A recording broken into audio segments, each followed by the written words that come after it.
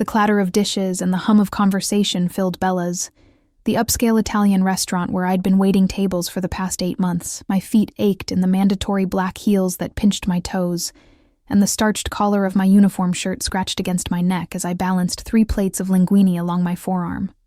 The scent of garlic and basil clung to my skin and hair, a perfume I couldn't wash away, no matter how long I showered. "Table 7 needs their check, Maya," Tina hissed as she brushed past me, her eyes darting nervously toward the entrance. "And whatever you do, don't mess up table 12. I nodded, sliding the steaming plates in front of a group of businessmen who barely acknowledged my existence. That was fine by me. The invisible ones survived in this world. I'd learned that lesson early. As I turned to grab table 7's check, I felt it, the shift in atmosphere, like the air pressure dropping before a violent storm. The restaurant fell eerily quiet, conversations stuttering to a halt as the heavy oak doors swung open. 2 men in impeccable black suits entered first, their eyes scanning the room with mechanical precision. I'd seen enough movies to recognize security personnel, but these weren't the bumbling mall cops I'd grown up mocking with my friends. These men moved with the calculated awareness of predators, and then he entered. Vincent Moretti didn't look like what I'd expected from the whispered rumors that circulated among the staff. No flashy gold chains or gaudy rings. Just a tall, broad-shouldered man in his early 40s wearing a charcoal gray suit that probably cost more than my yearly rent. His dark hair was threaded with silver at the temples, and his olive-skinned face bore the subtle marks of someone who had seen and caused violence. But it was his eyes that made my breath catch.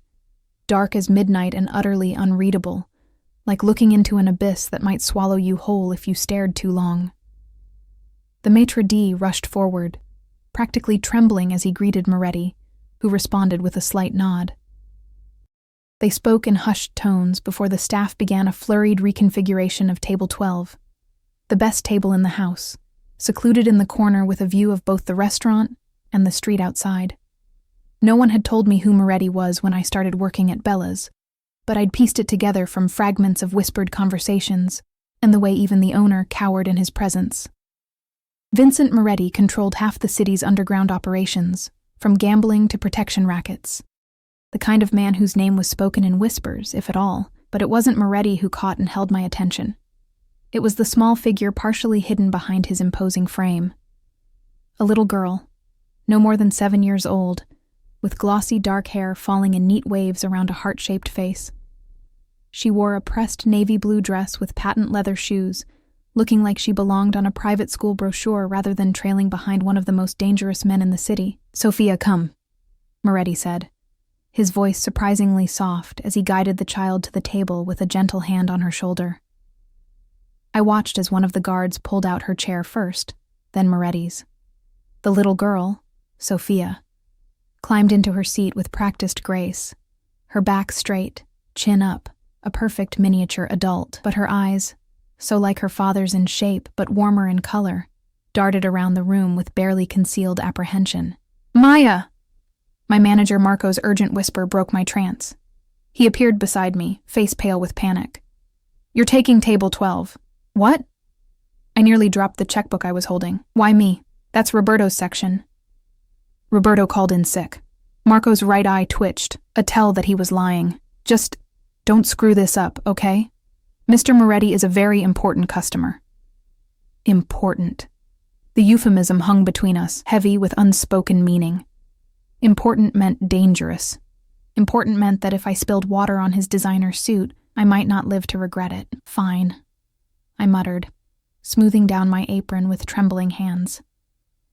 As I approached table 12, I forced my face into the practiced smile that had earned me decent tips from businessmen who confused professional politeness for flirtation. "Good evening and welcome to Bella's," I recited, my voice steadier than I felt. "My name is Maya, and I'll be your server tonight.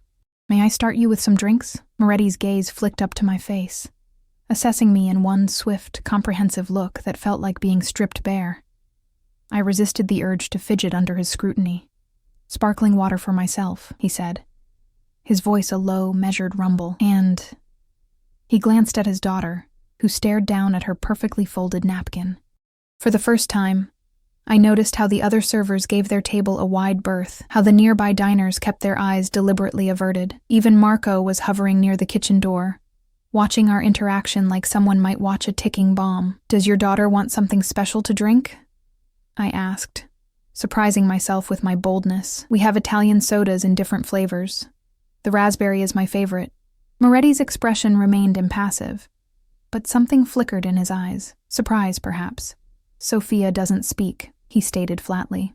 The little girl's shoulders hunched slightly at her father's words, and I saw her small fingers clutch the edge of the tablecloth. "That's okay," I said, addressing Sophia directly, bending slightly to meet her downturned gaze. "You don't need to speak to have preferences." I didn't expect what happened next. Without thinking, my hands moved in the familiar patterns I hadn't used in years, not since my cousin Ellie moved away. "Would you like raspberry, strawberry, or orange?" I signed, the movements coming back to me with surprising ease. Sophia's head snapped up, her dark eyes widening in shock. For a heartbeat, the restaurant seemed to fade away, and it was just us, a little girl and a waitress, connected by unexpected understanding. Then her small hands lifted, fingers moving tentatively. "Strawberry, please." The smile that bloomed across her face was like watching the sun break through storm clouds. I smiled back, warmth spreading through my chest. "She'd like the strawberry," I told Moretti, straightening up. He stared at me with an intensity that made my skin prickle, his expression unreadable. One of his bodyguards shifted position, hand drifting toward his jacket in a motion that made my stomach clench. "You know sign language," Moretti said, a statement rather than a question. I nodded, suddenly aware that I might have overstepped. My cousin was deaf. We grew up together. For several excruciating seconds, he continued to stare at me. Then, just as I was considering the quickest route to the exit, his expression softened fractionally. "Sparkling water and a strawberry Italian soda," he confirmed. "And we'll need a few minutes with the menu." "Of course."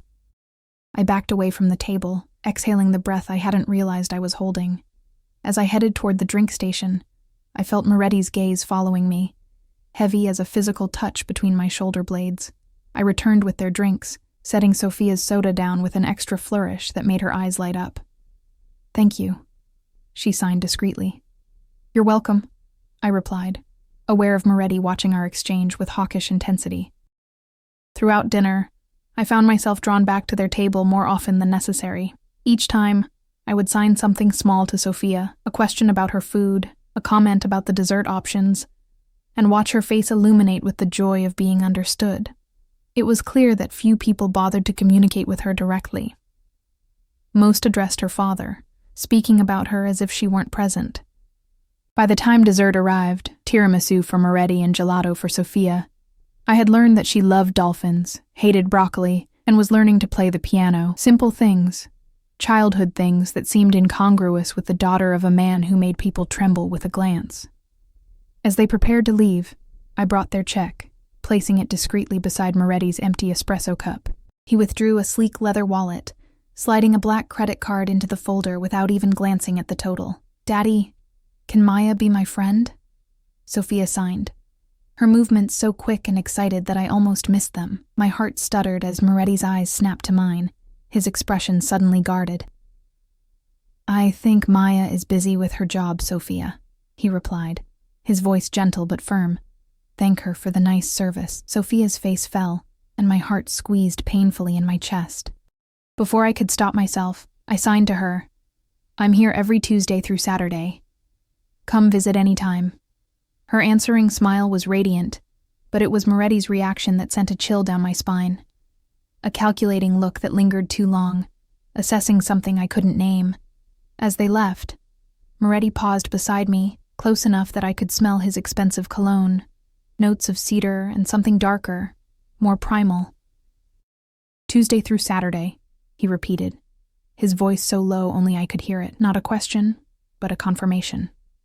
Then he was gone, Sophia's small hand in his, bodyguards flanking them as they moved through the restaurant like royalty through a crowd of commoners. I exhaled slowly, my hands trembling as I collected their dishes. It wasn't until I was clearing the table that I saw it. The tip. 5 crisp $100 bills folded neatly under the salt shaker. "Holy shit," Tina whispered, appearing beside me like a ghost. "What did you do to earn that?" I stared at the money, a strange unease settling over me. "I just talked to his daughter," You must be the only person in this city crazy enough to talk to Moretti's kid. She shook her head. Everyone knows to stay away from them. Why? I asked, pocketing the bills before Marco could see and try to make me share. Tina's eyes widened. Because anyone who gets close to Vincent Moretti either ends up working for him, owing him, or 6 feet under. There's no in between. I should have heeded her warning. I should have called in sick the next evening, asked for different tables, done anything to avoid being pulled into their orbit. But when I arrived at work the following day, Marco was waiting by the time card machine, his face a mask of nervous tension. Mr. Moretti has requested you personally, he said, fingers worrying at his tie. He's bringing his daughter for dinner again.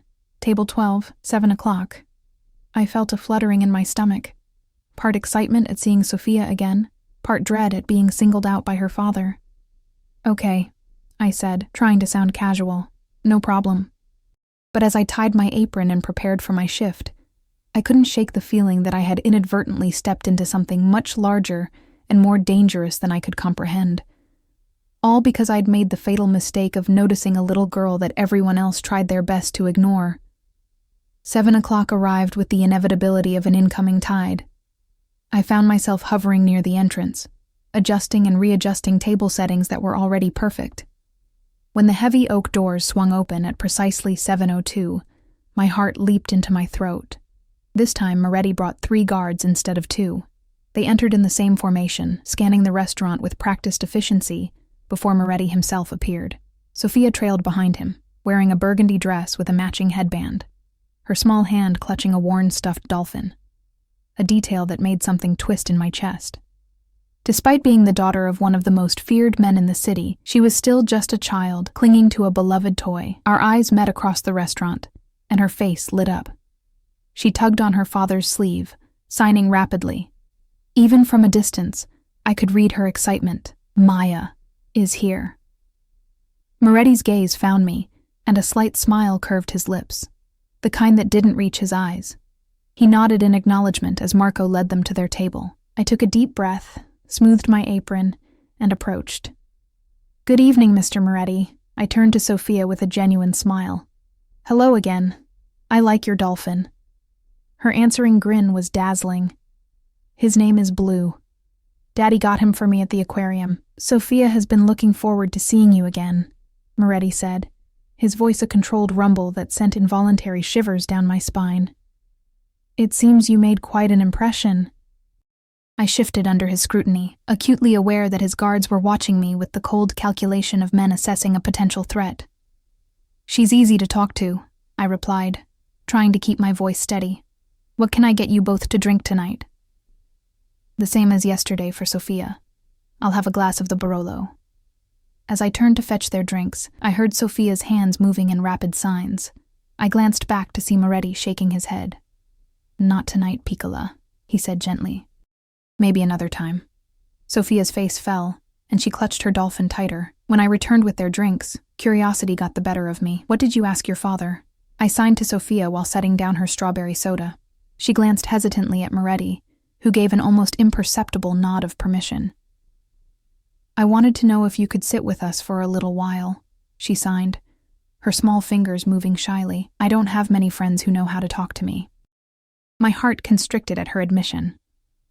Before I could respond, Moretti spoke. Perhaps Ms. He paused, eyes flicking to my name tag, though I was certain he already knew my name. Maya could join us for a few minutes after her shift ends. It wasn't a question or even a suggestion. It was a statement of fact, the kind that brokered no argument. My mouth went dry as I realized the implied command. Refusing didn't feel like an option. I finish at 9, I said, the words tumbling out before I could consider their implications. Moretti nodded, satisfied. We'll be here until 9:30. Sophia usually has dessert around 9. He lifted his wineglass in a gesture that was somehow both a dismissal and a promise. The next 2 hours passed in a blur of orders, plates, and forced smiles. I was hyper-aware of Moretti watching me as I worked, his dark eyes tracking my movements whenever I passed near their table. By the time my shift ended, my nerves were stretched taut as piano wire. I changed out of my server uniform in the employee bathroom, splashing cold water on my face and staring at my reflection in the spotty mirror. Dark circles shadowed my eyes, a testament to too many late nights picking up extra shifts to make rent. I'd pulled my chestnut hair into a neat ponytail for work, but now I let it fall loose around my shoulders, a small act of reclaiming myself from my waitress persona.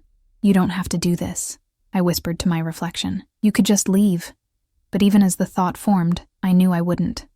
Something about Sophia's loneliness called to me, resonating with memories of my own isolated childhood. When I emerged from the back room, Marco intercepted me, his face creased with worry. "Maya, what are you doing? Going to their table out of uniform? Are you crazy?" He asked me to join them, I said, keeping my voice low. What was I supposed to say? "No thanks, I'm busy"? Marco ran a hand through his thinning hair. "Listen to me. Vincent Moretti doesn't make casual invitations. If he's interested in you, there's a reason." A chill skittered down my spine. "He's not interested in me. He just wants someone who can talk to his daughter." "And you don't find that strange? That of all the people in this city who know sign language, you're the one serving his table twice in a row?" Marco's eyes darted nervously toward Moretti's table. "Just be careful. Men like him don't believe in coincidences." His words followed me like a shadow as I made my way across the now quieter restaurant. Moretti saw me coming, his conversation with one of his guards cutting off abruptly. He stood as I approached, a gesture of old-world courtesy that seemed incongruous with what I knew of him. "Maya," he said, as though testing the sound of my name on his tongue. "Please join us. Sophia has been counting the minutes." The little girl was practically bouncing in her seat, her eyes bright with excitement. "You came," she signed, as though she had half expected me to disappear. "Of course I did," I signed back, sliding into the chair one of the guards had pulled out for me. "I promised, didn't I?" Sophia beamed, then launched into rapid signing, telling me about her dolphin, her piano lessons, and a book she was reading about sea creatures. I nodded, responding when appropriate, acutely aware of Moretti observing our exchange with unwavering attention. "You sign very well," he remarked during a pause in Sophia's animated storytelling. "You mentioned a cousin?" "Yes. Ellie. We grew up together until I was 12. She was deaf from birth." I hesitated, then added, "She moved away when her parents divorced. I kept practicing because, well, it felt like keeping a part of her with me." Something flickered in Moretti's eyes, a momentary softening that transformed his face, making him look almost approachable. Loyalty, an admirable quality. A server, not one I recognized from my shift, appeared with 3 desserts: tiramisu for Moretti, gelato for Sophia, and a slice of chocolate cake that was placed in front of me. "I took the liberty of ordering for you," Moretti said, noting my surprise. "Sophia mentioned you told her chocolate was your favorite." I glanced at Sophia, who nodded enthusiastically. "You said it yesterday when you showed me the dessert menu," she signed. "Thank you," I murmured, unsettled by the realization that they had discussed me, remembered details about me I barely recalled sharing. As we ate our desserts, Moretti asked questions, casual inquiries about my life that felt anything but casual under his intense scrutiny. Where I lived, a cramped studio apartment in a neighborhood that made his jaw tighten almost imperceptibly. How long I'd worked at Bella's, where I'd grown up. I answered truthfully but vaguely, instinct telling me to reveal as little as possible. "And your family?" he asked, his tone conversational, but his eyes sharp. "It's just me," I said, the familiar ache of aloneness twisting in my chest. "My parents died in a car accident when I was 17. I've been on my own since then." Something shifted in Moretti's expression, a look I couldn't decipher. Before he could respond, Sophia tugged on his sleeve. "Can Maya come to my piano recital next week?" She signed, her movements eager and hopeful. "Please, Daddy." Moretti's gaze moved between his daughter's pleading face and my startled one. A slow smile spread across his features, the first genuine one I'd seen from him. "Would you like to come, Maya?" he asked, his voice soft but laden with unspoken implications. It would mean the world to Sophia. I looked at the little girl, her dark eyes wide with hope, and found myself nodding before I could consider the consequences. "I'd love to. When is it?" Thursday evening at 7, the Westridge Academy of Music. Moretti reached into his jacket pocket and withdrew a business card. He flipped it over and wrote something on the back before sliding it across the table to me. My personal number, in case you have any questions. The card was heavy, cream-colored cardstock with just his name and a phone number embossed in elegant black script.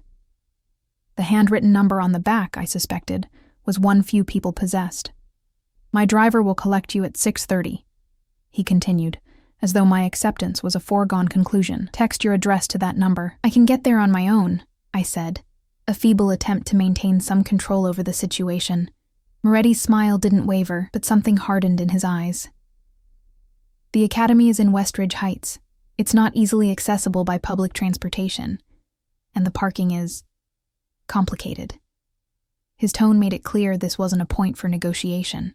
I swallowed my objection, nodding instead. 6:30 then. Sophia clapped her hands together in delight, then launched into a detailed explanation of the pieces she would be playing. As she signed animatedly, one of Moretti's guards bent down to whisper something in his ear. His expression darkened momentarily before smoothing into impassivity. Unfortunately, we must cut this evening short, he announced, placing his napkin beside his half-eaten tiramisu. Sophia, it's time to go. The little girl's face crumpled in disappointment, but she didn't protest, immediately sliding from her chair and gathering her dolphin. The swiftness of her compliance spoke of strict discipline. I'll see you on Thursday, I assured her, signing the words as I spoke them. She brightened slightly, signing back. Promise? Promise, I replied, making the sign with deliberate emphasis. Moretti watched our exchange with an expression I couldn't read. Then he stood, buttoning his jacket with the fluid grace of a man accustomed to being observed. Until Thursday, Maya. As they left, flanked by their protective detail, I remained seated, staring at the business card between my fingers. The implications of what I'd agreed to washed over me in a cold wave of realization. I was about to willingly enter Vincent Moretti's world, a world I knew only through whispered rumors and news reports carefully worded to avoid libel suits. You okay? Tina appeared beside me, her eyes wide as she stared at the retreating figures of Moretti and his entourage. What did he want? I slipped the card into my pocket. He invited me to his daughter's piano recital. Tina's face drained of color. Maya, do you have any idea what you're getting yourself into? Men like Moretti don't just invite random waitresses to family events. I'm not random, I said, the words sounding hollow even to my own ears. I can talk to Sophia. That's all this is. No, Tina said, shaking her head slowly. That's not all this is. Nothing is ever that simple with people like him. She leaned closer, lowering her voice. There's a reason he brought her here 2 nights in a row. A reason he requested you specifically. Don't be naive. I wanted to dismiss her concerns, but Marco's earlier warning echoed in my mind. Men like him don't believe in coincidences. I gathered my purse, suddenly eager to escape the restaurant and the weight of decisions I wasn't sure I fully understood. Outside, the night air was cool against my skin, carrying the promise of approaching autumn. I wrapped my thin jacket tighter around myself and started the familiar walk to the bus stop, my mind whirling with conflicting thoughts. Part of me wanted to throw away Moretti's card, to call in sick on Thursday and every day after, to retreat into the relative safety of anonymity, but another part, a part I was almost afraid to acknowledge, was intrigued, drawn to the mystery of the silent little girl and her dangerous father. I was so absorbed in my thoughts that I didn't notice the black SUV with tinted windows until it pulled alongside me, keeping pace with my steps. My heart lurched as the rear window rolled down, revealing one of Moretti's guards, the older one with the scar bisecting his right eyebrow. Ms. Carter, he said, his voice gruff but not unkind. Mr. Moretti thought you might appreciate a ride home. The buses run infrequently at this hour. I stopped walking, my pulse pounding in my ears. How did they know my last name? I'd only ever introduced myself as Maya. And how did they know I took the bus? That's not necessary, I said, trying to keep the tremor from my voice. I'm fine, really. The guard's expression remained neutral. It's no trouble. Mr. Moretti insists on ensuring you arrive home safely. The emphasis he placed on insists made it clear this wasn't a request.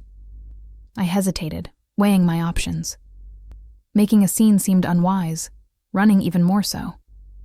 "All right," I conceded, moving toward the SUV as the door swung open. As I settled into the leather seat, a chilling thought occurred to me. This was how it happened. The slow, inexorable process of being drawn into Vincent Moretti's orbit. Not with threats or violence, but with kindness that wasn't really kindness. Offers that weren't really offers. The SUV pulled away from the curb, carrying me into a future that seemed suddenly, frighteningly uncertain. And somewhere in the back of my mind, I heard Tina's voice again. Anyone who gets close to Vincent Moretti either ends up working for him, owing him, or 6 feet under. There's no in-between. The days until Thursday stretched and compressed like an accordion, sometimes crawling by with excruciating slowness, other times rushing forward with alarming speed. I found myself watching the door whenever I worked, half expecting to see Moretti's imposing figure, but he didn't return to the restaurant. What he did do, however, was ensure his presence was felt in other ways. The morning after our dinner, a package arrived at my apartment. A building with no doorman and unreliable mail delivery. Yet somehow, a pristine white box tied with silver ribbon appeared outside my door before I left for my morning shift. Inside was a children's book about a dolphin and a girl who could speak to animals, with a small note card bearing only the words, "Sophia thought you might enjoy this. VM." How he knew my address when I hadn't yet texted it to him sent a chill through me that no amount of coffee could dispel. The next day, it was a delivery of groceries.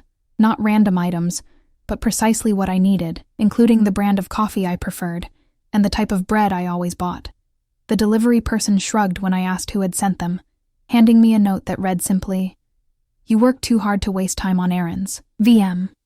By Wednesday, I was jumping at shadows, convinced I was being watched. The rational part of my brain said I should be terrified, should report this to the police. But what would I say? That a powerful man was sending me children's books and groceries? That his driver had offered me a ride home? They would laugh me out of the station if they weren't already on Moretti's payroll. Besides, a small, traitorous part of me was intrigued. No one had ever paid this much attention to me before. No one had ever noticed the little details of my life, the small struggles I navigated daily. It was unsettling, yes, but also strangely compelling. When Thursday evening arrived, I found myself standing before my closet, agonizing over what to wear to a children's piano recital. My wardrobe consisted primarily of practical, forgettable clothing, perfect for someone trying to blend into the background. Nothing appropriate for Westridge Heights, one of the wealthiest neighborhoods in the city.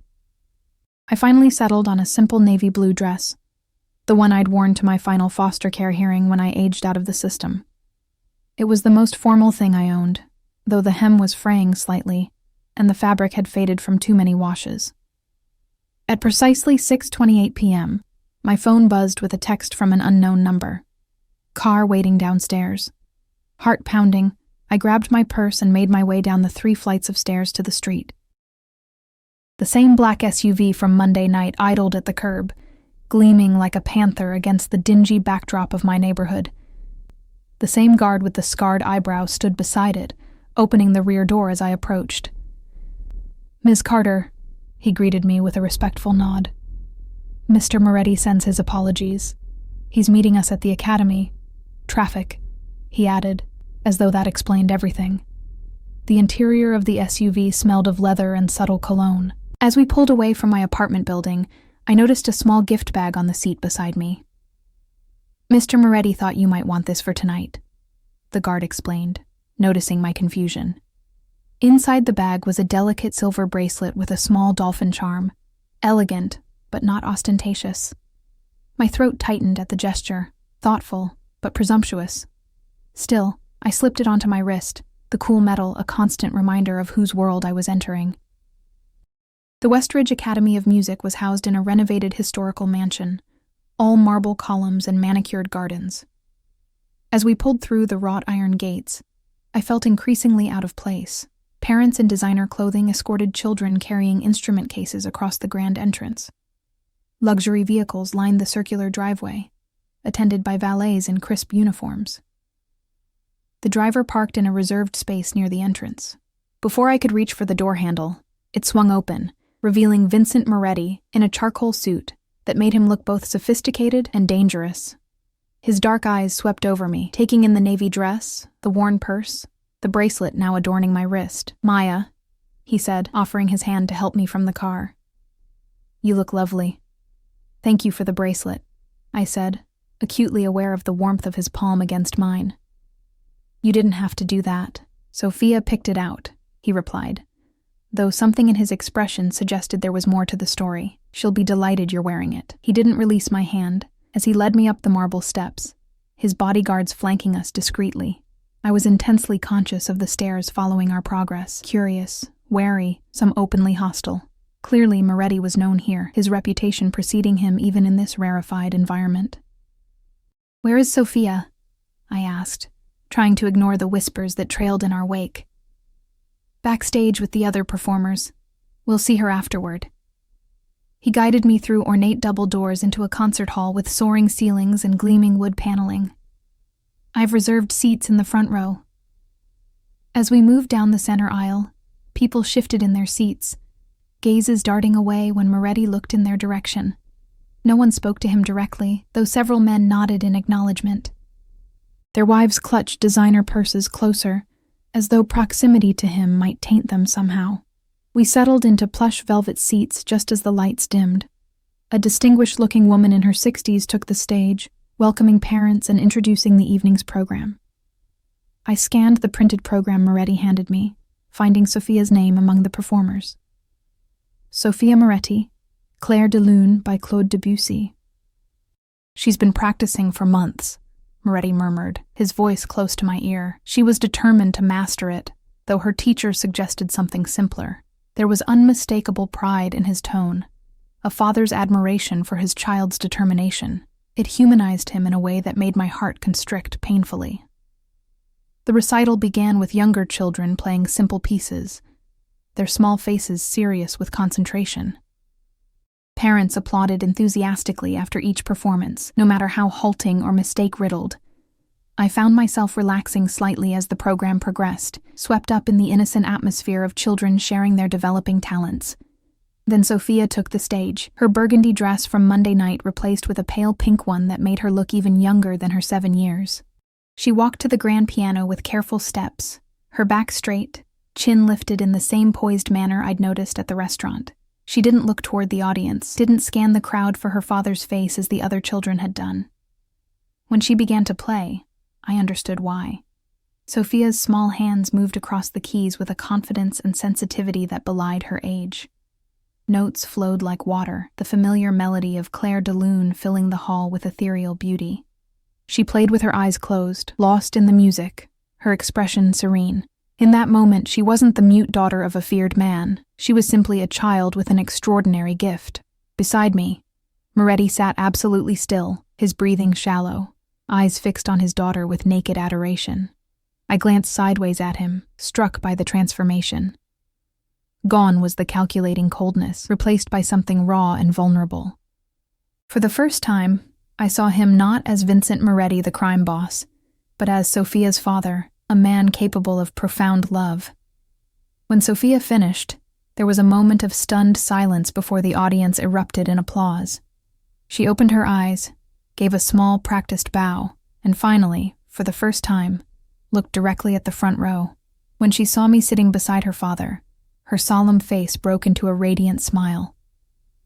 I found myself on my feet, applauding with genuine enthusiasm, my eyes stinging with unexpected tears. Moretti stood beside me, his expression composed once more. But I'd seen the crack in his armor. After the final performer, parents streamed toward the reception area where the children would join them.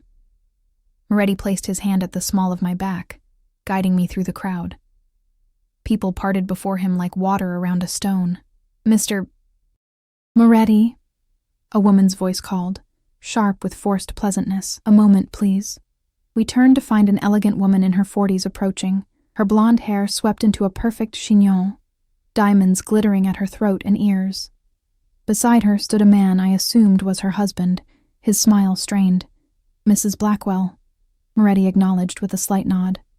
Mr. Blackwell. Sophia's performance was quite impressive, Mrs. Blackwell said, her gaze sliding to me with poorly disguised curiosity, far beyond what one would expect from a child her age. She works hard, Moretti replied, his tone courteous but cool. Talent means little without discipline. Indeed. Mrs. Blackwell's smile didn't reach her eyes. I was hoping we might discuss the spring charity gala. As a board member, I'd be remiss not to at least ask for your contribution again this year. I felt Moretti stiffen beside me, though his expression remained pleasant.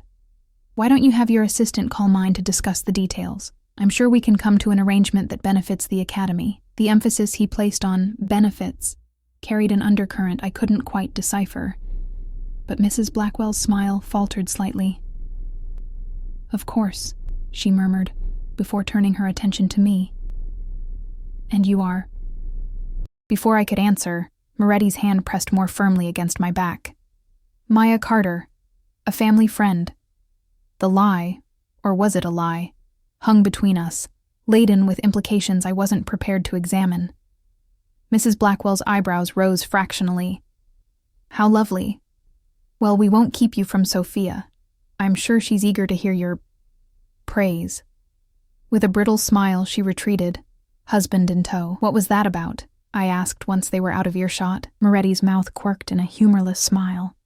Mrs. Blackwell's husband owes me a considerable sum. The academy benefits from my generosity, and in return, they overlook certain irregularities in Sophia's enrollment. I frowned, confused. Irregularities? Most private institutions are reluctant to accept students with special needs.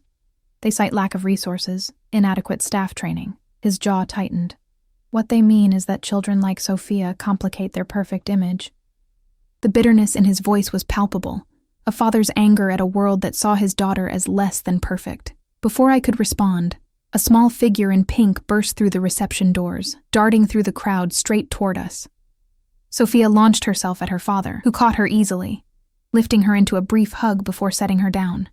His hands moved in swift signs. You were magnificent, Piccola. I am so proud. Her face glowed at his praise. Then she turned to me, signing rapidly.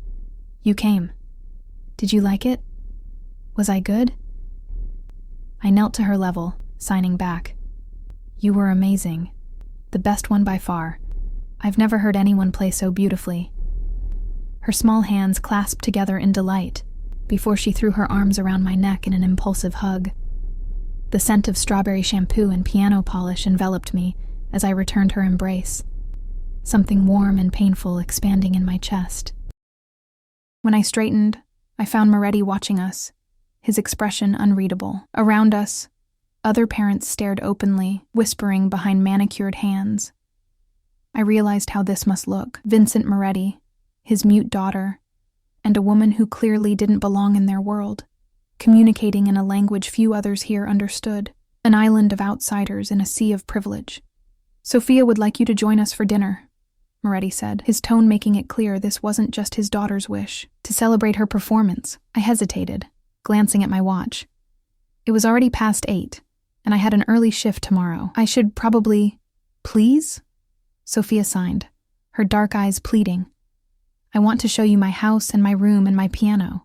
Looking into her hopeful face, I found my resistance crumbling. One dinner. What harm could come from one more evening in their company? All right, I conceded. But I can't stay too late. Sophia's answering smile was worth the flutter of anxiety in my stomach. She slipped her small hand into mine, tugging me toward the exit with childish impatience. Moretti followed, a slight smile playing at the corners of his mouth as he watched his daughter leading me away. Outside, the night air had cooled considerably. Sophia shivered in her thin recital dress, and without thinking, I slipped off my cardigan and draped it around her shoulders. The gesture felt natural, instinctive, the kind of thing my mother used to do for me before the accident that took her away forever. Thank you, Moretti said quietly as we walked toward the waiting SUV. Most people don't see her. They see her condition, or they see me and what I represent. But not her. His words, spoken with rare vulnerability, caught me off guard. "She's easy to see," I replied honestly. "She shines." Something shifted in his gaze, a softening that transformed his entire face. For a heartbeat, I glimpsed the man he might have been in another life, one not shaped by whatever darkness had led him to his current path. As we settled into the SUV, Sophia nestled between us. I felt the familiar sensation of crossing a threshold into unknown territory. Only this time, I wasn't being pulled. I was walking forward with open eyes, drawn by the genuine connection with a silent child and the enigma of her dangerous father. The car glided through the city streets, leaving behind the familiar neighborhoods of my ordinary life. We turned onto a private road winding up into the hills overlooking the city, where mansions sat back from the road, hidden behind security gates and dense foliage. Moretti's home was not the ostentatious display of wealth I had expected, but a tasteful Mediterranean-style villa, warm lights glowing from within. As we passed through the security gate, manned by guards who nodded respectfully to Moretti, I caught a glimpse of extensive gardens and what looked like a separate guest house. "Welcome to our home," Moretti said as the SUV pulled to a stop in the circular driveway. "Sophia has been planning this evening since you agreed to attend her recital." Sophia bounced with excitement, tugging me from the car and up the stone steps to the heavy wooden front door. It opened before we reached it, revealing an older woman with silver-streaked dark hair and Moretti's eyes. "Nonna," Sophia signed, releasing my hand to embrace the woman. "There's my star," the woman replied in Italian-accented English, hugging Sophia before looking up at me with undisguised curiosity. "And this must be Maya," I blinked in surprise. "You know my name?" The woman's smile was warm but assessing. "Sophia has spoken of little else for days. I'm Elena Moretti, Vincent's mother. Welcome to our home." Before I could respond, Sophia was pulling at my hand again, eager to show me her domain. I glanced back at Moretti, who nodded his permission. "Go ahead. Dinner won't be ready for another half hour. My mother will call you when it's time." Led by an enthusiastic 7-year-old, I was given a whirlwind tour of the Moretti home, or at least the parts of it deemed appropriate for visitors. The house was elegant but comfortable, filled with art and books rather than flashy displays of wealth. Sophia's room was a child's paradise, with bookshelves filled with stories, a small piano in one corner, and an elaborate dollhouse that she proudly informed me her father had built himself. It was in this moment, watching Sophia arrange tiny furniture in her dollhouse with meticulous care, that the reality of my situation truly hit me. I had somehow stepped into the intimate family life of a man who, according to every rumor and news report, was responsible for much of the city's underground criminal activity. A man who had people disappeared, who controlled politicians and police officers alike. Yet here was his daughter, just a little girl who wanted to show me her toys. Here was his mother, preparing dinner in the kitchen. Here was a home filled with music and books and photographs of Sophia at various ages. The contradiction made my head spin. "Do you like it here?" I signed to Sophia as she demonstrated how the dollhouse lights turned on with a tiny switch. She nodded emphatically. "I love my home. Daddy makes it safe." Something in her phrasing caught my attention. "Safe from what?" I asked. Sophia's expression grew serious, her small brow furrowing. "Bad people. The ones who hurt Mommy." My breath caught. This was the first mention of Sophia's mother I'd heard. Before I could ask more, Elena's voice called from downstairs, announcing dinner was ready. Sophia closed the dollhouse carefully, her earlier excitement dimmed. She took my hand again, but her grip was tighter now, almost desperate. "Don't go away." She signed quickly, her eyes wide and earnest. "Please stay with us." The childish plea struck me like a physical blow, layered with meanings I couldn't fully decipher. As I followed her downstairs to where Moretti and his mother waited, I felt as though I was balancing on the edge of a precipice, with no clear view of what waited below if I fell or jumped. The dining room was intimate despite its size, warmed by candles and the rich aroma of home-cooked Italian food. No staff served us. Instead, Elena brought out dishes herself: lasagna, fresh bread, salad with vine-ripened tomatoes. Moretti poured wine for the adults, sparkling water for Sophia. The domesticity of the scene was jarring, at odds with everything I knew, or thought I knew, about the man at the head of the table. Sofia sat beside me, occasionally signing comments about the food or asking me questions. I noticed that both Moretti and Elena signed as they spoke, a family adaptation that allowed Sofia to follow all conversations. It was touching and telling. "Maya," Elena said as she served me a second helping of lasagna I hadn't requested but was too intimidated to refuse. "Vincent tells me you learned sign language for your cousin." "Yes," I replied, acutely aware of Moretti watching me from across the table. "We grew up together until I was 12. "And after that?" Elena pressed, her direct gaze reminding me of her son's. "You kept practicing?" I shifted uncomfortably. I didn't have anyone to practice with, but I studied on my own. Books, online videos. It felt important not to lose it. "As if you knew someday you would need it again," she observed, her tone suggesting layers of meaning I couldn't quite grasp. Before I could respond, Moretti intervened. "Mother," he said, a gentle warning in his voice. Elena smiled, patting his hand. "Forgive an old woman's curiosity." She turned to Sofia. "Tell Maya about your science project, Tesoro." The conversation shifted to safer ground as Sofia enthusiastically signed about her study of dolphin communication. I participated, asking questions and offering encouragement, but my mind kept returning to Elena's strange comment and Sofia's earlier revelation about her mother. After dinner, Sofia begged to show me the garden before I left. Moretti nodded his permission, and soon I found myself following Sofia's dancing figure through a landscaped paradise, lit by subtle ground lighting. The scent of jasmine hung heavy in the night air, mingling with roses and the distant salt tang of the ocean far below the hillside property. Sofia led me to a stone bench beside a small fountain. "This was Mommy's favorite place," she signed, her expression solemn in the moonlight. My heart thumped painfully. "Your mother," I signed carefully. "Where is she now?" Sofia's small face grew still. "In heaven. Bad men hurt her when I was 3. Her hands faltered, then continued. "Daddy doesn't like to talk about it. I'm so sorry," I whispered aloud, the inadequacy of the words burning in my throat. She nodded, accepting my sympathy with a child's directness. After Mommy died, I stopped talking. The words got stuck inside. Her hands formed each sign with deliberate care. The doctors say I can talk, but something in my head won't let me. Selective mutism. I'd read about it once, a psychological condition often triggered by trauma. My heart broke for the little girl sitting beside me, who had witnessed something no child should ever see. "It's okay not to talk," I signed. "Your hands speak beautifully." Her smile was small but genuine. "Daddy learned signing for me, Nonna too. But nobody else tries." She looked down, fingers twisting in her lap.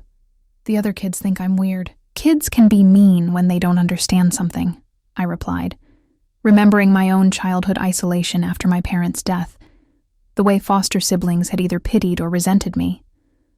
"Did they think you were weird too?" Sofia asked, her perception startling me.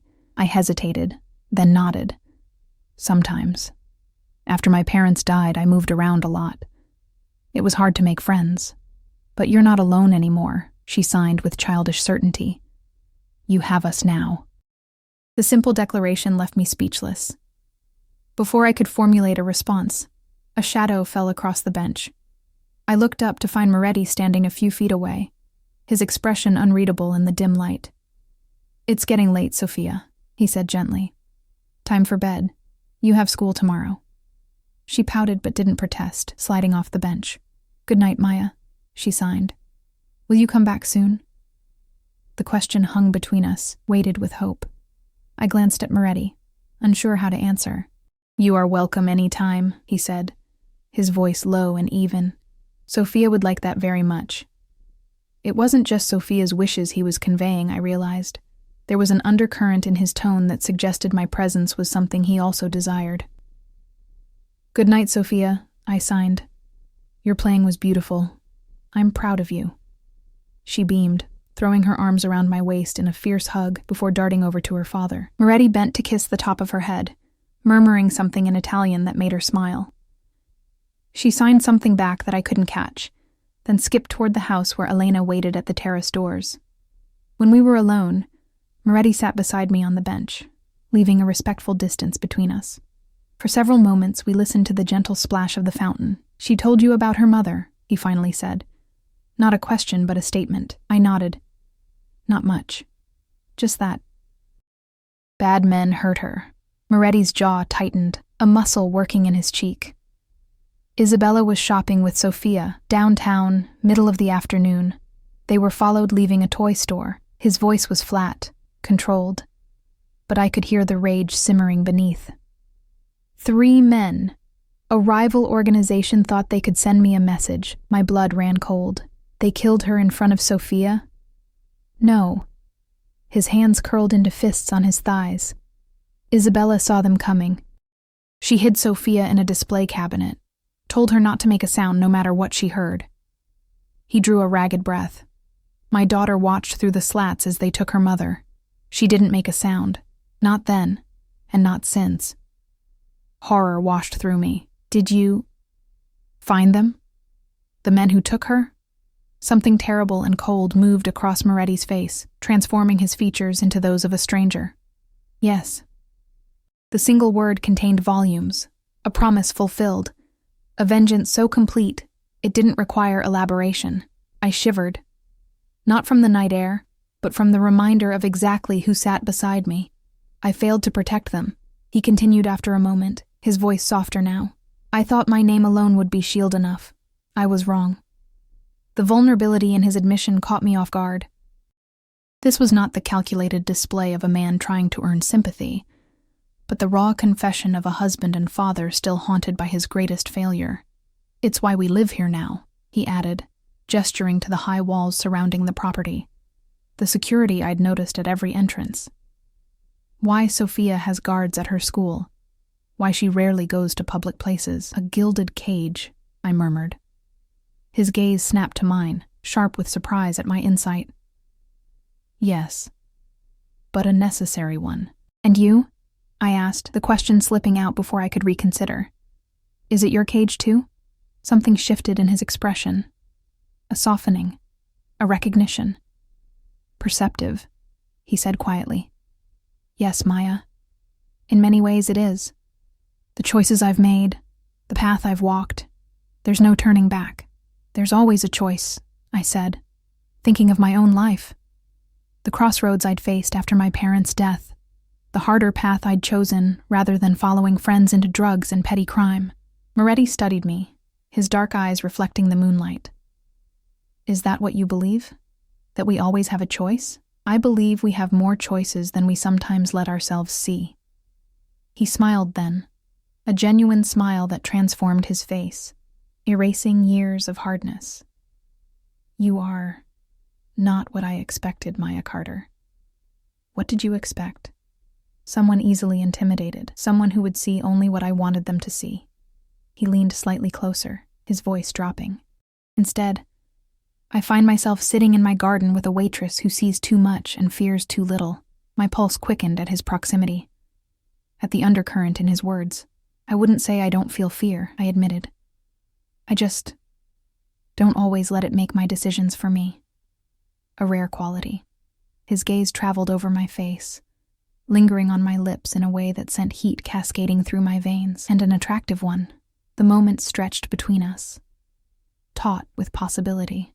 Part of me, the rational, self-preserving part, screamed to pull back, to maintain distance from this dangerous man, but another part, a part I barely recognized, wanted to lean into that danger, to discover what lay beneath the controlled exterior.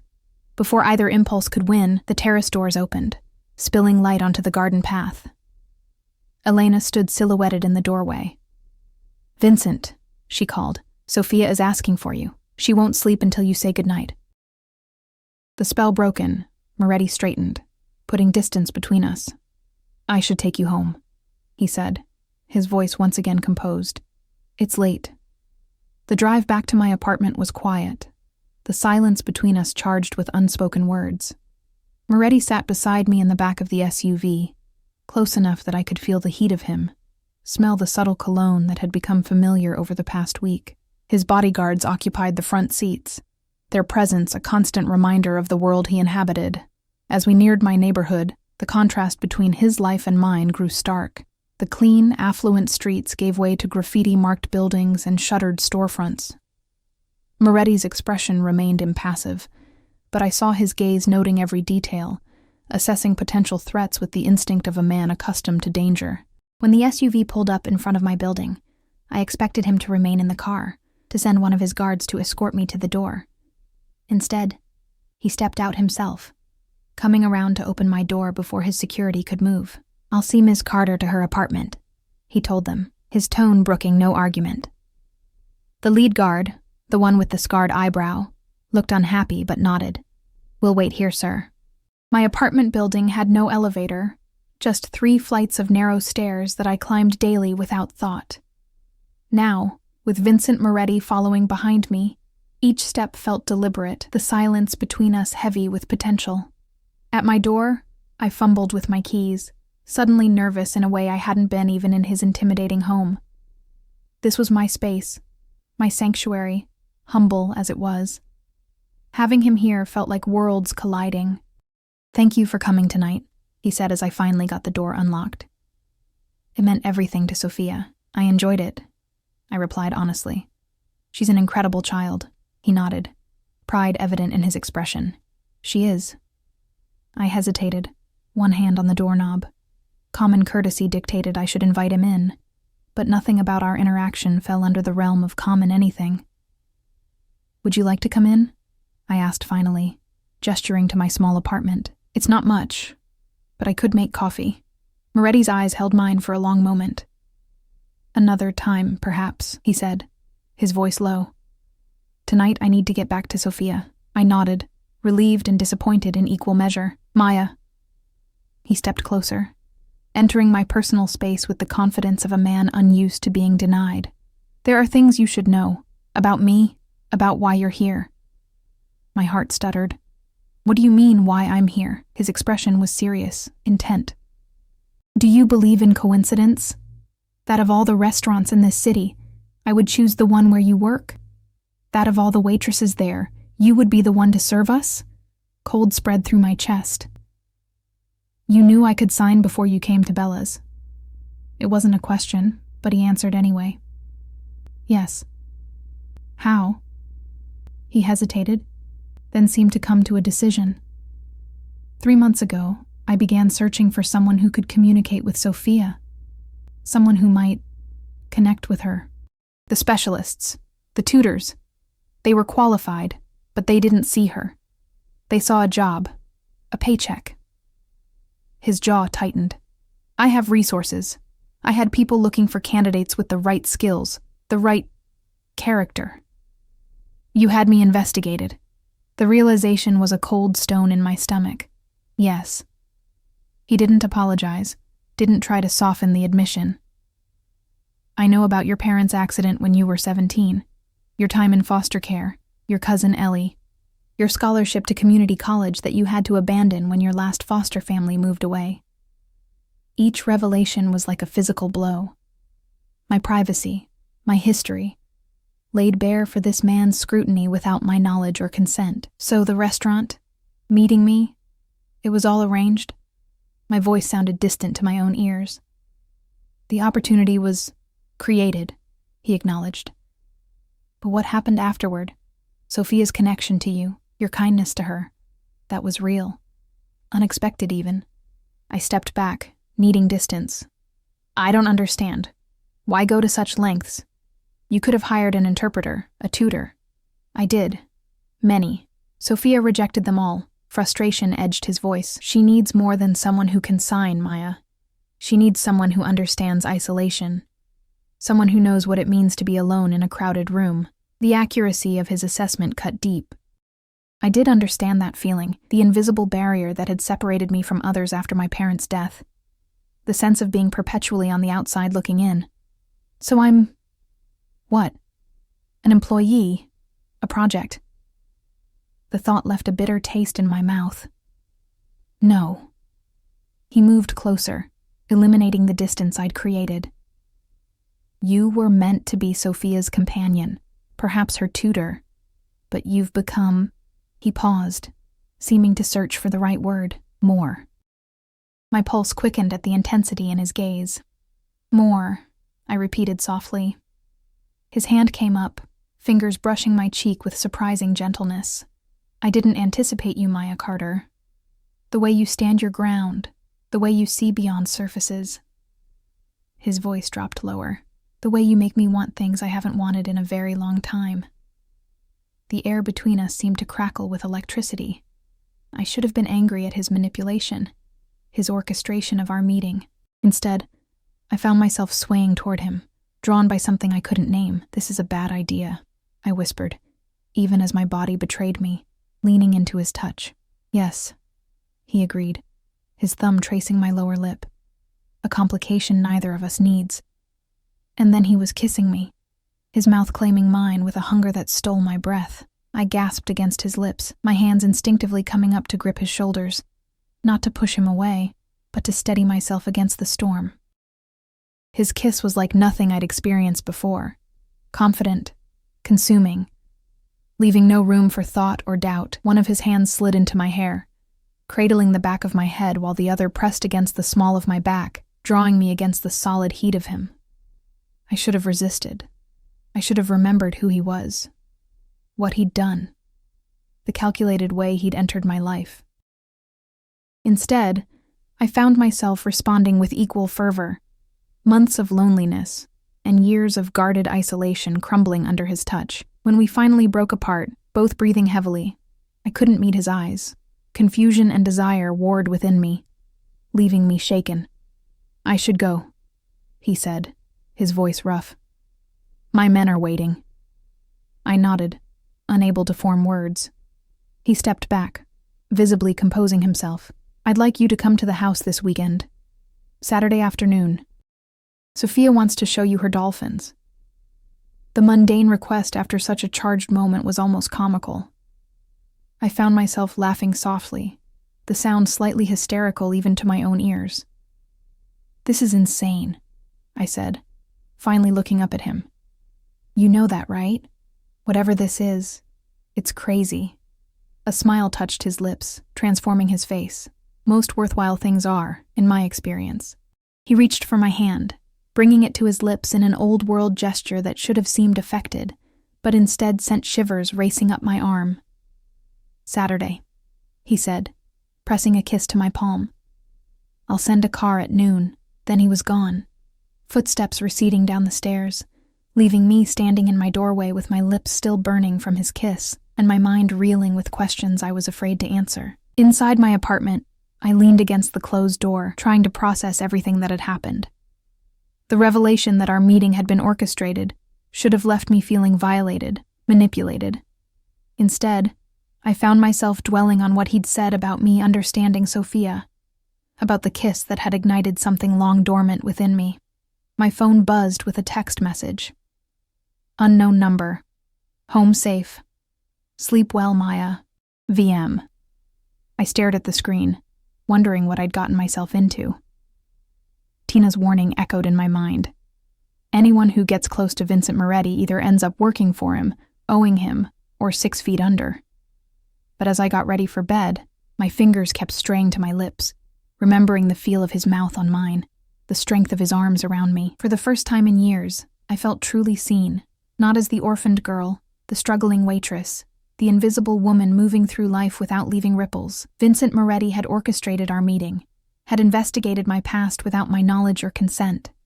I should have been outraged, should have deleted his number and refused to see him or Sophia again. Instead, I found myself setting an alarm for Saturday morning, already wondering what I would wear. As I drifted toward sleep, one thought surfaced from the chaos of my mind. I was falling, had perhaps already fallen, into the orbit of a dangerous man and his wounded daughter, and despite every warning, every red flag, I wasn't sure I wanted to find my way out again. Saturday arrived with golden autumn sunlight streaming through my thin curtains. I'd barely slept, my mind cycling between anticipation and anxiety about what the day might bring. After trying on nearly every item in my limited wardrobe, I settled on a simple sundress I'd found at a thrift store, pale blue with tiny white flowers, modest yet feminine. At precisely noon, my phone buzzed with the now familiar text, "Car waiting." The same black SUV idled by the curb, but this time when the door opened, Sophia burst out, running toward me with a joyful expression. She wore denim overalls over a striped shirt, looking like any ordinary child, rather than the polished miniature adult I'd seen at the restaurant and recital. "Maya!" she signed enthusiastically. "You came!" "Of course," I signed back, smiling at her exuberance. "I promised, didn't I?" She nodded, grabbing my hand and pulling me toward the car where Moretti stood, watching our interaction, his expression softer than I'd ever seen it. "Good afternoon, Maya," he said, his voice sending an involuntary shiver down my spine as memories of our kiss flooded back. "Hello," I managed, acutely aware of his guard's impassive observation and Sophia's curious gaze darting between us. The drive to the Moretti estate was filled with Sophia's animated signing about her dolphins. Not live ones, she clarified, but a collection she was eager to show me. I responded to her enthusiasm, asking questions and admiring her knowledge, while hyper-aware of Moretti beside me, his thigh occasionally brushing mine with the car's movement. When we arrived, Sophia immediately dragged me toward the back gardens, beyond where we'd sat the previous visit. A pathway led through manicured grounds to a guest house I hadn't noticed before, a charming cottage with wide windows overlooking the ocean in the distance. This was Isabella's studio, Moretti explained, as Sophia unlocked the door with obvious familiarity. She was an artist. Now, Sophia uses it for her projects. The interior was sun-drenched and airy, walls lined with built-in shelves containing hundreds of dolphin figures, glass, ceramic, wood, fabric, arranged by size and material with meticulous precision. "Impressive," I said, genuinely awed by the collection. "How long have you been collecting them?" "Since Mommy went to heaven," Sophia signed. Dolphins were her favorite too. She proceeded to show me her most treasured pieces, explaining where each came from and who had given it to her. Many were gifts from her father, who apparently brought back a dolphin figurine from every business trip. As Sophia sorted through a drawer looking for her sketchbook, Moretti stepped closer to me, his voice low. "About Thursday night." "We don't have to talk about it," I interrupted, suddenly afraid of what he might say. He studied me for a moment. "Perhaps not, but I don't regret it." Before I could respond, Sophia returned with her sketchbook, saving me from having to formulate a reply. She showed me drawings of dolphins, surprisingly skilled for a child her age, explained that she wanted to be a marine biologist when she grew up. We spent the afternoon in the sunlit studio, Sophia teaching me the differences between dolphin species while Moretti watched from a comfortable chair in the corner, occasionally adding a comment or answering a question, but mostly content to observe our interaction. As the sun began its descent, Elena appeared at the doorway. "Dinner will be ready in 20 minutes, she announced. "Sophia, come wash up and help me set the table." Sophia looked disappointed, but didn't protest, giving me a quick hug before following her grandmother. As they walked toward the main house, Moretti and I were left alone in the studio, the air suddenly thick with unspoken words. "She adores you," he said, moving to stand beside me at the window. "She's an amazing child," I replied honestly. "So resilient, despite everything." He nodded, pride evident in his expression. "Children adapt, sometimes too well." His gaze turned distant. "I worry about what she's lost, not just her mother, but her voice, her freedom to be a normal child." The vulnerability in his admission caught me off guard. "You've given her a beautiful home, education, security," I said gently. "Most importantly, you've given her your time and love. Many children have far less." His eyes met mine, something warming in their depths. "You see the best in situations, don't you? Despite everything life has thrown at you." I shrugged, uncomfortable with his assessment. "Not always, but I try to focus on what can be built rather than what's been lost." He stepped closer, one hand coming up to touch my cheek with surprising gentleness. "That's a rare quality." My heart hammered against my ribs as he leaned in, his intention clear. This time, there was no shock when our lips met, just a warm current of inevitability. The kiss was softer than our first, a question rather than a demand. When we parted, I kept my eyes closed for a moment, gathering my courage. "This is complicated," I whispered. "Yes," he agreed, his thumb tracing my lower lip. "More than you know." "Then help me understand," I said, meeting his gaze directly. "Who am I to you, Vincent? Sophia's tutor? A curiosity? A distraction?" Something shifted in his expression. Surprise, perhaps, at my directness. "You were meant to be just Sophia's companion," he admitted. "Someone who could reach her in ways others couldn't. But now? His hands framed my face, his eyes intense. "Now you're a complication I didn't anticipate, but find I cannot walk away from." Before I could respond, his phone buzzed. He checked it, his expression hardening. "We need to go to the house, now." The sudden shift in his demeanor sent alarm racing through me. "What's wrong?" "Security breach," he said tersely, already moving toward the door. "Stay close to me." Fear clenched my stomach as I followed him across the garden. 2 guards met us halfway, hands inside their jackets in a way that left little doubt they were armed. "Where's Sophia?" Moretti demanded, his voice carrying the sharp edge I remembered from our first meeting at Bella's. "With your mother in the safe room, sir," one guard replied. The perimeter alert was triggered at the southeast corner. "Teams are sweeping the grounds now." Moretti nodded, seemingly satisfied with this answer.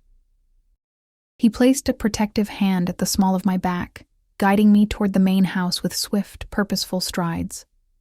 The man I'd been kissing moments ago had vanished, replaced by someone harder, more dangerous.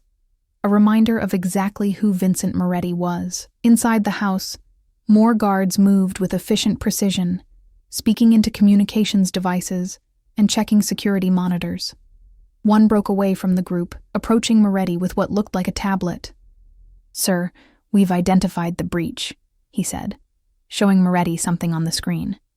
"Looks like an animal triggered the sensor, a deer. No human presence detected."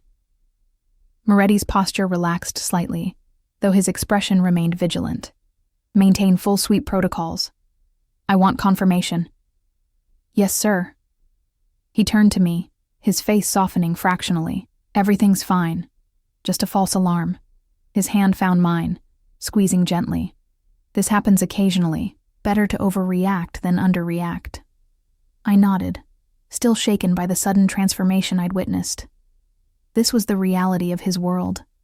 Constant vigilance, the ever-present threat of danger, not just the trappings of paranoia, but necessary precautions for a man with enemies. "Where are Sophia and Elena?" I asked, trying to keep my voice steady. "The safe room. They'll come out when we get the all clear." He hesitated, then added, "Would you like to see it? Might be good for you to know where it is, just in case." The implication that I might need such knowledge in the future sent a chill through me. But I nodded. "Yes, I think that would be wise." He led me through the house to what appeared to be a normal bookcase in his study. At his touch, a hidden panel revealed a keypad where he entered a code. The bookcase slid aside, revealing a steel door with another keypad, and what looked like a retinal scanner. "State of the art," he explained, as he completed the security protocols. "Bulletproof, signal-proof, with its own air supply and enough provisions for 3 people to last a week." The door swung open to reveal a surprisingly comfortable room about the size of my entire apartment. Elena sat in an armchair reading, while Sophia was curled on a small couch with a tablet, apparently watching a movie. Both looked up as we entered. "Daddy!" Sophia signed, jumping up. "Was it bad, guys?" "Just a deer, Piccola," Moretti assured her, kneeling to her level. "Nothing to worry about." She nodded solemnly, then noticed me standing in the doorway. "Maya, come see my special room." As Sophia proudly showed me around the safe room, pointing out the bathroom, the food supplies, the games and books to pass the time, the reality of her life hit me with renewed force. This child lived in a world where safe rooms were necessary, where security protocols were as routine as bedtime stories. A gilded cage indeed, but one built from the materials of genuine danger. Once the all-clear was given, we proceeded with dinner, as if nothing had happened. Elena served her homemade lasagna, Sophia chattered about her dolphins, and Moretti resumed the role of attentive host. Yet something had shifted, a veil had been lifted, allowing me a clearer view of the reality I was stepping into. After dinner, while Sophia went with Elena to prepare for bed, Moretti invited me to his study for a drink. The room was masculine but not ostentatious, lined with books that showed signs of actual reading rather than decorative arrangement. A chess set sat on a small table by the window, a game apparently in progress. He poured 2 glasses of amber liquid from a crystal decanter, handing one to me before gesturing to a leather armchair. I sat, taking a small sip of what turned out to be exceptionally smooth scotch. "You're thinking," he observed, settling in the chair opposite mine. I can practically hear it. I met his gaze directly. "Today was illuminating. The security incident," he said, nodding. "It frightened you." "Not exactly." I chose my words carefully. "It clarified things, reminded me of who you are, what your life entails." A shadow crossed his features. "And now you're reconsidering." "I'm being realistic," I countered. "Vincent, I'm a waitress who can barely make rent. You're—" I gestured vaguely, encompassing his world. "A criminal," he finished flatly. "You can say it, Maya. I know what I am." I didn't deny it. There's an entire world between us, one I'm not sure I belong in. Yet here you are. His voice softened, growing husky. "And I find I want you to stay." The intensity in his gaze sent heat coursing through me. "For Sophia," I said, needing clarification. "For Sophia," he agreed, "and for me." He set his glass down, moving to kneel before my chair. "I won't pretend to be something I'm not, Maya. The world I inhabit is dangerous, often ugly. But with you," he took my hands in his, "with you, I glimpsed something different.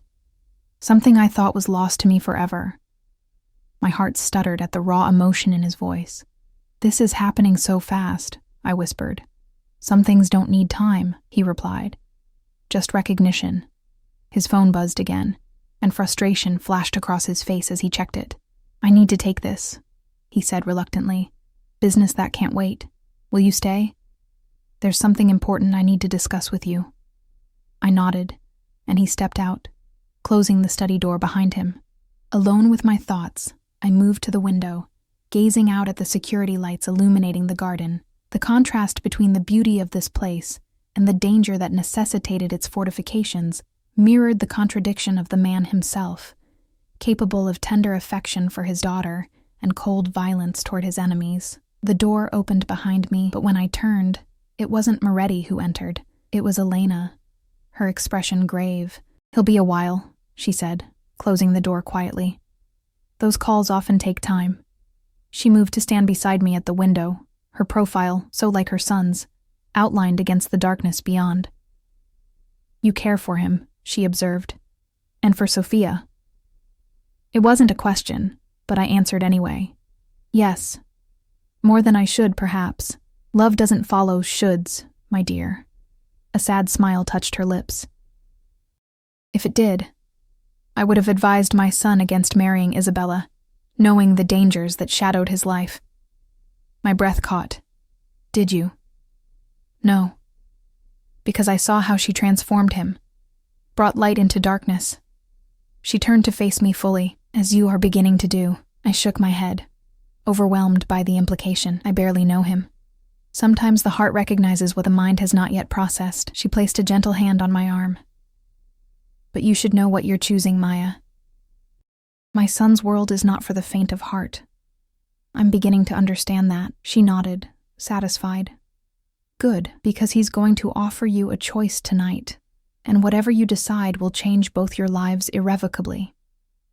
Before I could ask what she meant, the door opened again. Vincent entered, his expression resolute, as if he'd come to an important decision. Elena kissed her son's cheek, murmured something in Italian, and left us alone. Vincent crossed to where I stood, taking my hands in his. "Maya," he began, his voice steady but gentle. "I want you in our lives, in Sophia's life and in mine.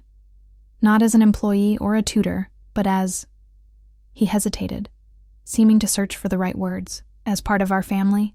My heart thundered in my chest. "Vincent, let me finish," he said, squeezing my hands. "I know this is fast. I know my world is complicated, dangerous even. But I haven't felt this way since Isabella. And Sophia, she needs you. We both do. The naked vulnerability in his expression stole my breath. This powerful, dangerous man was laying his heart bare, offering me a place in his closely guarded world. I'm not asking for promises, he continued, just a chance. Stay with us. Here. In the guest house, if you prefer. Get to know us. Let us know you. See if what I believe is growing between us is real. I stood at the precipice of a life-altering decision.